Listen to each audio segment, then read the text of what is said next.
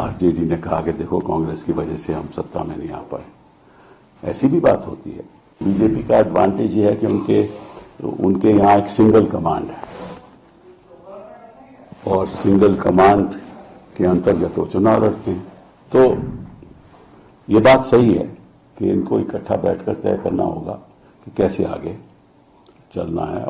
कि अगर India alliance को अल्टीमेटली 2029 में चुनाव लड़ना है और इस सरकार को गिराना है तो निश्चित रूप से कुछ तो तय करना पड़ेगा ना।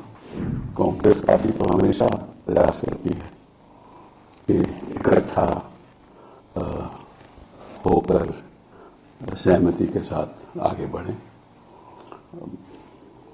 अब ये भी बात सही है कि कई बार प्रॉब्लम्स होती हैं। पिछली बार जैसे बिहार में चुनाव हुआ था तो कांग्रेस पार्टी को कितनी सीटें दी गई और वो खड़े नहीं उतरे और आरजेडी ने कहा कि देखो कांग्रेस की वजह से हम सत्ता में नहीं आ पाए।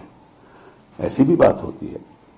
तो इनको सबको इकट्ठा तय करना पड़ेगा कि चुनाव कैसे लड़ने हैं। और देखो बीजेपी का एडवांटेज ये है कि उनके यहाँ एक सिंगल कमांड है और सिंगल कमांड के अंतर्गत वो चुनाव लड़ते हैं और देयरफॉर उनका फायदा भी होता है।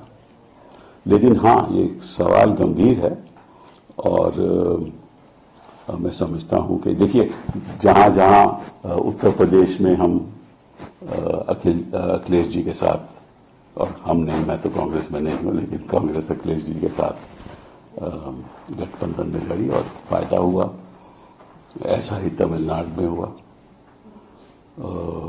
तो ये बात सही है कि इनको इकट्ठा बैठकर तय करना होगा कि कैसे आगे चलना है। और शरद पवार जी ने भी कहा था कि जो अलायंस है ये नेशनल अलायंस है, ये स्टेट अलायंस नहीं है।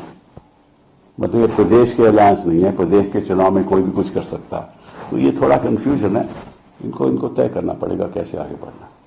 सर, आप क्योंकि बंगाल में चुनाव है और ममता बनर्जी ने सीधे कह दिया है कि हम लोग अकेले चुनाव लड़ेंगे, बार बार इस तरीके की बातें होती हैं। आपने भी ये भी कहा कि पहले तय करना चाहिए। तो क्या बंगाल में अभी से ही कांग्रेस पार्टी को या अन्य राजनीतिक दलों को आगे आकर इस पर सहमति बनानी चाहिए, क्योंकि कांग्रेस भी चुनाव लड़ेगी, बाकी अन्य टीएमसी है। सहमति बनानी चाहिए, सहमति जरूर बनानी चाहिए कि अगर इंडिया अलायंस को अल्टीमेटली 2029 में चुनाव लड़ना है और इस सरकार को गिराना है तो निश्चित रूप से कुछ तो तय करना पड़ेगा ना।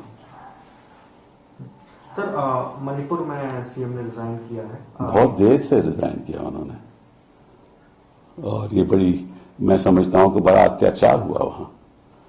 और जो सरकार अपना प्रदेश नहीं संभाल पाती, साल हो गए प्रदेश नहीं संभाल पाए और जिस तरह से वहां महिलाओं के बलात्कार हुए और वायलेंस हुई और नजरअंदाजी हुई यहाँ केंद्र सरकार की तरफ से, तो एक बड़ा दुखी की बात है। और ये फेलियर सेंट्रल गवर्नमेंट का भी है और स्टेट गवर्नमेंट का भी है। बीरेन साहब को कहीं पहले चला जाना चाहिए था, उनको बर्खास्त कर देना चाहिए था। अभी भी ये प्रयास कर रहे हैं कि कोई और किसी और को चीफ मिनिस्टर बना ले सहमति के साथ। सर, भारतीयों को डिपोर्ट किया जा रहा है, ये संसद में भी इसको उठाया गया था। ये सरकार की तरफ से कहा गया कि ये पहली बार ऐसा नहीं हो रहा है और हम जो तरीका इस्तेमाल किया गया हम देखिए, हम पहली दूसरी बार की बात नहीं कर रहे हैं। बात कर रहे हैं कि किसी की पैरों पे बेड़ियां लगाई जाएं, हाथों में हथकड़ी लगाई जाए और वो अपने प्लेन में बैठ के ये चलता रहे और हमारे प्रधानमंत्री जी चुप रहे।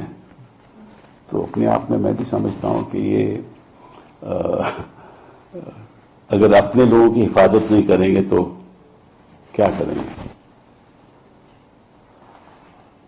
ये तो हमारे कानून के खिलाफ है और ये बात टॉप ऑफ द एजेंडा में होना चाहिए कि आप अगर किसी को भेजना चाहते हो तो इस तरीके से पैरों पे बेड़ियां लगाकर और हाथों पे हथकड़ी लगाकर, ये बिल्कुल गलत रवैया है और इसका हम पूरा विरोध करते हैं। और मुझे विश्वास था कि हमारे जो एक्सटर्नल अफेयर्स मिनिस्टर हैं वो पार्लियामेंट में ये बात कहेंगे, फिर उन्होंने ये बात कही नहीं। उन्होंने ही कहा कि हम बातचीत करेंगे। और मोदी जी जा ही रहे हैं ट्रंप को मिलने के लिए, और मैं समझता हूं कि ये बात वहां रेज होनी चाहिए जब प्रधानमंत्री जी ट्रंप को मिलेंगे। इलीगल इमिग्रेंट तो इलीगल इमिग्रेंट होता है और रिपोर्ट भी होता है, और हम भी यहां प्रयास कर रहे हैं, ठीक है ना। तो लेकिन एक सिविलाइज तरीके से जो भी करना है होना चाहिए।